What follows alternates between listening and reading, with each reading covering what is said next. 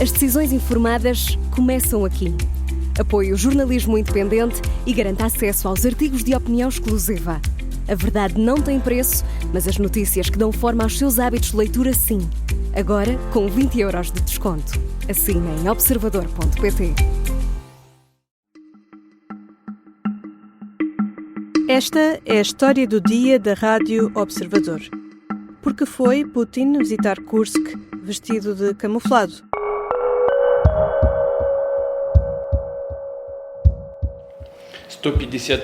гвардейская отдельная бригада морской пехоты Тихоокеанского флота. Esta semana vimos uma imagem rara do presidente russo Vladimir Putin. Vestido com um uniforme militar camuflado, visitou a região de Kursk, invadida pelos ucranianos em agosto de 2024. Foi a primeira vez que Putin visitou esta região desde a investida ucraniana e fê-lo na véspera de receber Steve Witkoff, o enviado especial de Trump para negociar um acordo de cessar-fogo na região.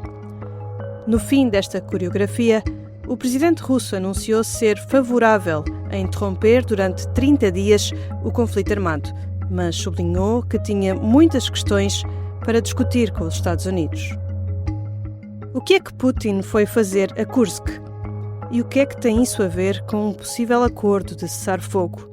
E a Ucrânia? Em que posição está Volodymyr Zelensky para negociar? Vou conversar com a Madalena Moreira, jornalista de internacional do Observador. Eu sou a Teresa Abcacis e esta é a história do dia de sexta-feira, 14 de março.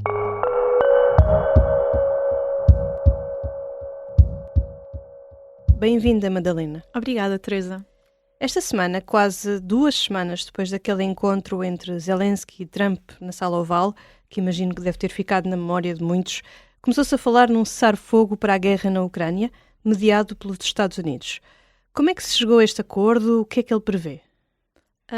O acordo apareceu depois de um encontro entre representantes dos Estados Unidos e de Kiev na Arábia Saudita, que vem na sequência de um outro encontro que os Estados Unidos já tinham tido antes da tal discussão, também na Arábia Saudita, mas com os representantes russos. E tal como disseram que se iam encontrar com as duas partes, assim foi, e daqui saiu este acordo de cessar-fogo que tem 4 pontos-chave.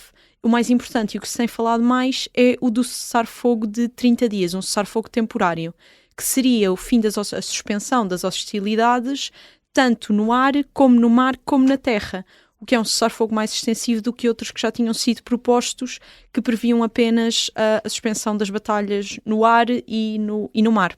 Uhum. Para além disso, também tem garantias de segurança para a Ucrânia, que não se sabe muito bem os detalhes, mas que sabemos pelo menos que houve uma reposição do apoio militar e das informações das secretas.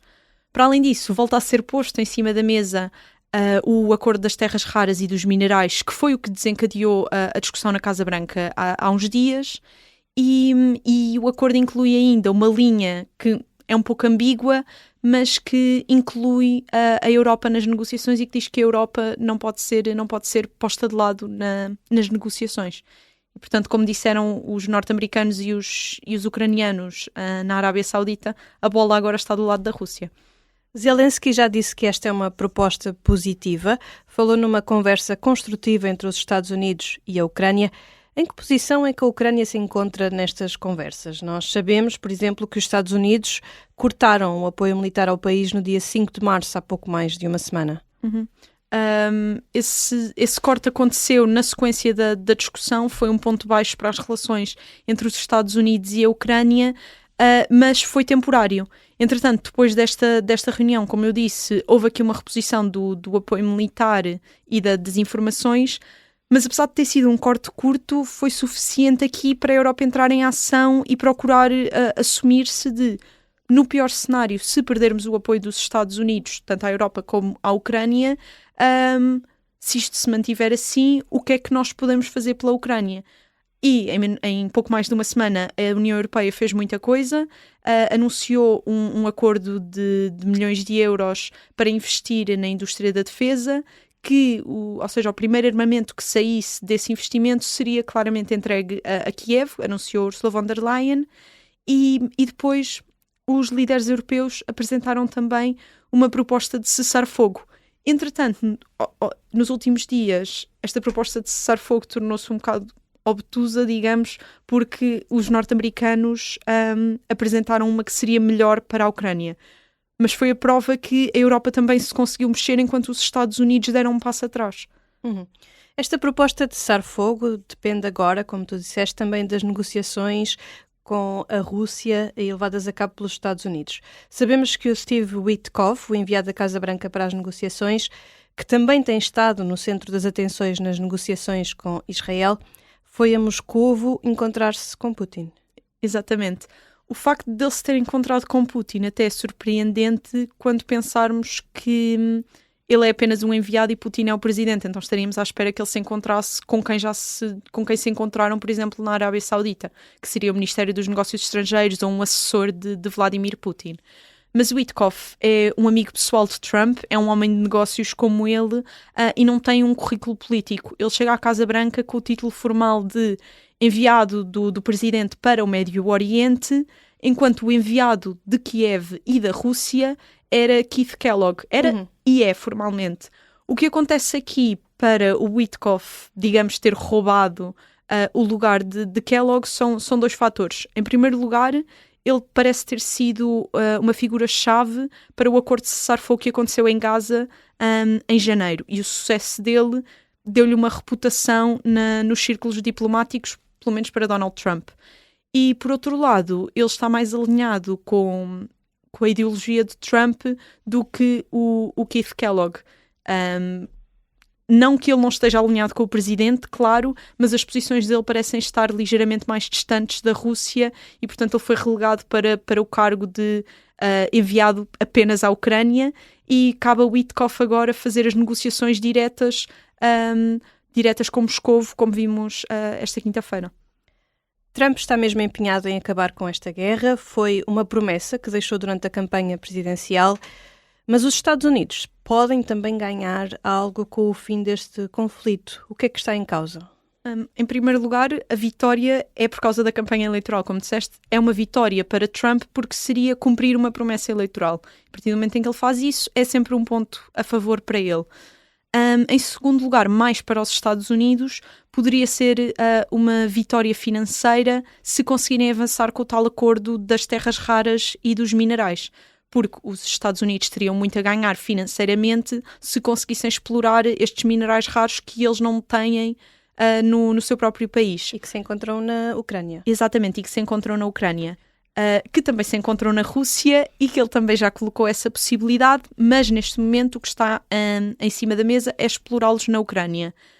Claro que este ganho financeiro pode não ser assim tão óbvio, porque há aqui uma série de pequenos detalhes, por exemplo, o facto de as maiores jazidas estarem atrás da linha da frente, de muitas jazidas terem ficado destruídas e obstruídas por causa da guerra e, portanto, agora, para além do investimento em exploração, eles tinham que construir as minas de raiz e tirar todas as consequências da guerra, ou seja, os efeitos da guerra que se façam sentir nessas minas, mas de um modo geral parece ser um investimento que vale a pena para os Estados Unidos.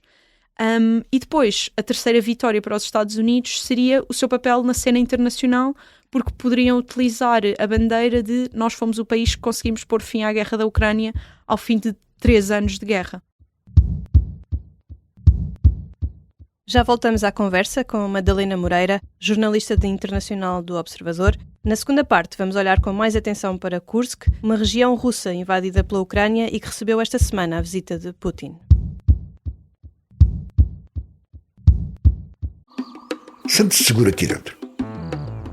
Eu, se quisesse, tinha chegado aqui, matava ou ia-me embora, ninguém dava por aí.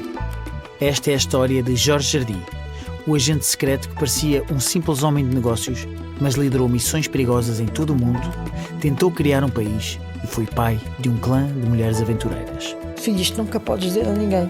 Isto é absolutamente confidencial. O Misterioso Engenheiro Jardim é uma série para ouvir em 6 episódios e faz parte dos Podcast Plus do Observador.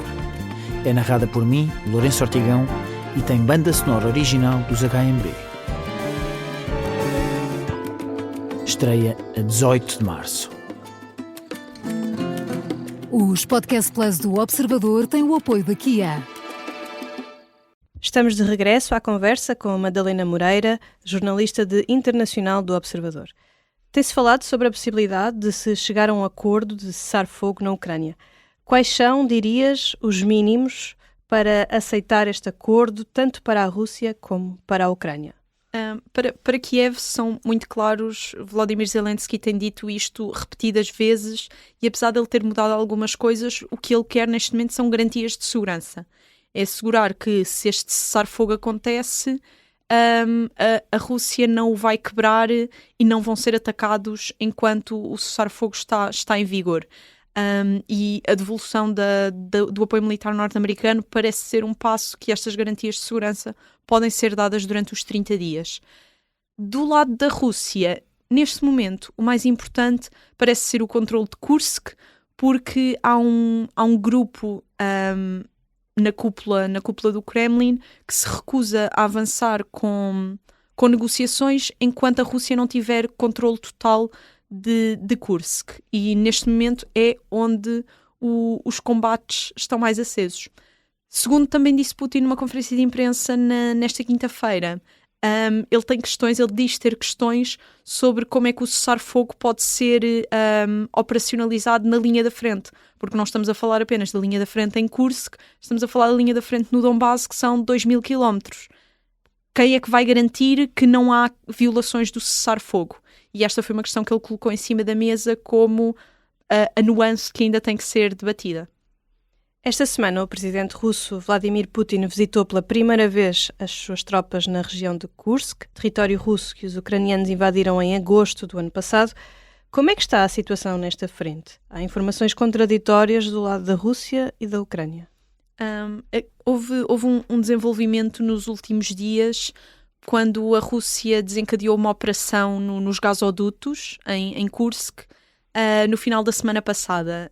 E então centenas de soldados russos entraram nos gasodutos do lado russo e acabaram por sair, percorreram-nos ao longo de 15 quilómetros e depois acabaram por sair atrás da linha da frente ucraniana. Os ucranianos inicialmente disseram que tinham detectado esta invasão e que a tinham parado, que tinham respondido e a tinham parado com artilharia, mas a verdade é que nos 6 dias em que esta operação começou, à superfície as tropas russas conseguiram conquistar, ou reconquistar, porque é uma região russa, uma série de localidades. Quando Vladimir Putin visitou Kursk pela primeira vez na quarta-feira, teve uma reunião com o chefe de Estado-Maior das Forças Armadas, que neste momento diz que a Rússia controla 90% da região e que os ucranianos se renderam e começaram a fugir para Sumy, que é a região ucraniana do outro lado da fronteira. A Ucrânia negou que isto esteja a acontecer. Os ucranianos reconheceram que saíram de Sudzha, que foi a maior cidade russa que eles conseguiram ocupar em Kursk e que era o reduto deles em Kursk, mas recusaram que tenham fugido para o lado ucraniano. Portanto, eles disseram que estão a fazer uma retirada estratégica e que se estão a repor junto à fronteira, mas ainda do lado russo. Ou seja, há uma pequena faixa de território em Kursk que ainda é controlada pelas forças ucranianas, mas eles já não têm nenhuma grande cidade. De repente, com a iminência de um acordo de cessar-fogo, Kursk tornou-se um ponto central para os dois lados. Vês aqui uma coincidência entre esta visita esta semana de Putin a esta região e estas conversas sobre o acordo? Na verdade, não deve ser uma coincidência. Claro que Vladimir Putin sabia que esta operação estava em curso e escolheu o dia antes das forças russas conseguirem recuperar esta cidade, Sudzha, para se deslocar a Kursk. 2 factos importantes sobre esta visita é que foi a primeira vez que Putin se deslocou a Kursk, portanto, como disseste, a invasão ucraniana ou a contraofensiva ucraniana começou em agosto e só agora em março é que Putin finalmente lá foi, o que é um sinal que ele está a dar importância a Kursk, provavelmente porque se está a falar de Kursk no âmbito do acordo de cessar-fogo. Por outro lado, ele fez uma aparição rara em Kursk, que foi aparecer vestido com o fato militar camuflado, que é uma lembrança que ele, enquanto presidente, é o comandante das Forças Armadas e ele é que tem o poder militar, ele é que toma as decisões militares em último caso. O que acontece aqui é que, tornando-se Kursk tão importante para a Rússia, a possibilidade de uma troca de território já não parece tão realista, porque a proporção de territórios, o que a Ucrânia controla na Rússia versus o que a Rússia controla na Ucrânia, não tem equivalência e, portanto, essa possibilidade já não parece realista. Assinalaram-se há 3 semanas 3 anos da guerra na Ucrânia, com conquistas e derrotas dos dois lados, mas sobretudo para a Ucrânia, como também referiste. Em que ponto é que estamos neste momento? Estamos num ponto animado da guerra, o que numa guerra nunca é uma coisa boa de se dizer, mas quando pensamos, como disseste, que a guerra dura há mais de 3 anos e o que vimos nos últimos meses foi uma guerra de atrito, que é a linha da frente está quase parada, há pequenos avanços e pequenos recuos, que nos últimos meses têm sido principalmente pequenos avanços para a Rússia, mas não se viram grandes ofensivas. Portanto, a guerra avançou muito rápido inicialmente em 2022, depois houve uma suspensão e depois no verão de 2024 a Ucrânia faz a sua grande contraofensiva em Kursk e desde aí parecia que ou seja, agora havia guerras de atrito em 2 partes, na zona de Kursk, onde os ucranianos avançavam, e na zona do Donbass. A Rússia consegue recuperar Kursk muito devido à presença de soldados norte-coreanos que foram trazidos de Pyongyang para combater nesta região, e agora temos aqui um novo ponto, diga-se, animado, com a chegada de Trump, que quer cumprir a sua promessa eleitoral de pôr fim à guerra o mais rapidamente possível, e quando ele começou a agitar as águas, tanto no campo de batalha como nos círculos diplomáticos, começou a haver novas movimentações. Obrigada, Madalena. Obrigada eu, Teresa. Madalena Moreira é jornalista de internacional do Observador. Esta foi a história do dia. A sonoplastia é da Matilde de Andrade, a música do genérico é do João Ribeiro. Eu sou Teresa Abcacis. Até segunda.